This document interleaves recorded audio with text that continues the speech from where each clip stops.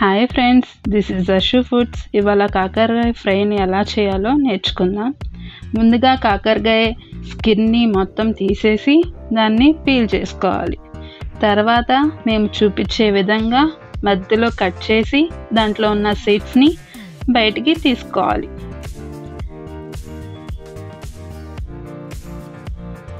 ఇలా తీసిన తర్వాత వేరే బౌల్లో వేసుకోవాలన్నమాట.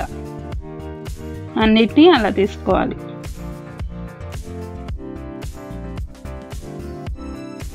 ఇలా ఒక సీడ్ కూడా లేకుండా మనం మొత్తం తీసుకోవాలన్నమాట. తీసేసిన తర్వాత దాంట్లో కొంచెం ఉప్పు వేసుకొని మరియు పసుపు వేసి దాన్ని బాగా దంచుకోవాలన్నమాట. మనం రోల్లో కూడా దంచుకోవచ్చు, కానీ మేము ఇలా దంచుకుంటున్నాం. పైన కోతులు ఉన్నాయి మాకు, అందుకని మేము ఇలా దంచుకున్నాం అన్నమాట.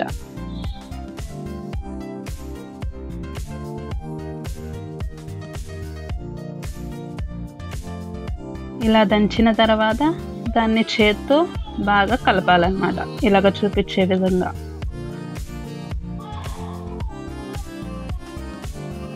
తర్వాత దాంట్లో నీళ్ళు వస్తాయి కదా, అలా నీళ్ళు వచ్చేదాకా మనం బాగా దాన్ని తీసుకొని పిండాలన్నమాట.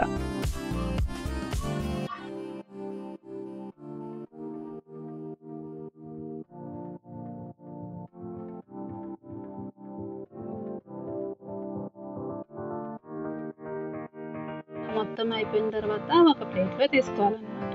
తీసుకున్న తర్వాత ఒక ప్యాన్ తీసుకొని దాంట్లో ఆయిల్ వేసుకొని మనం తీసుకున్న కాకరకాయలు మొత్తం దాంట్లో వేసుకోవాలన్నమాట. అవి ఫ్రై అయ్యే లోపల మనం వేరే బౌల్లో కొబ్బరి తురుము, జీలకర్ర, ఎల్లుల్లిపాయలు 3 వేసుకొని కారం కూడా వేసుకొని మిక్సీ పట్టుకోవాలన్నమాట.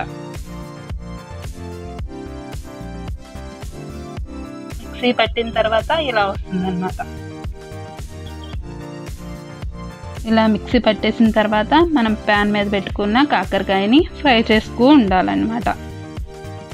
ఫ్రై చేస్తూ ఉండిన తర్వాత మనం తీసుకున్న సీడ్స్ ఉన్నాయి కదా దాంట్లో నుంచి, అవి సీడ్స్ని కూడా మనం ఫ్రై చేసుకోవాలన్నమాట.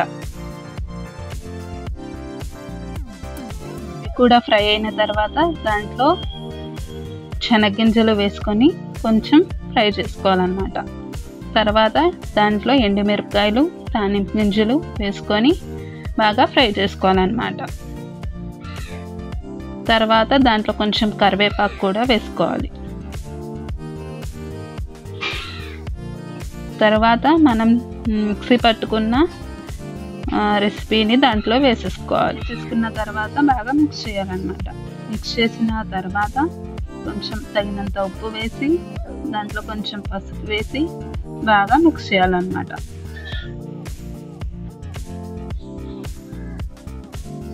మిక్స్ చేసిన తర్వాత ఒక 5 మినిట్స్ ఉంచి స్టవ్ ఆఫ్ చేసుకోవాలి.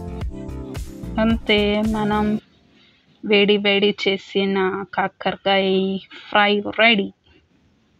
దాంట్లో మనం పప్పుచారు వేసుకొని తింటే ఉంటుంది అబ్బా. ఓకే ఫ్రెండ్స్, బాగా ట్రై చేసి కామెంట్లో మెన్షన్ చేయండి ఎలా ఉందో.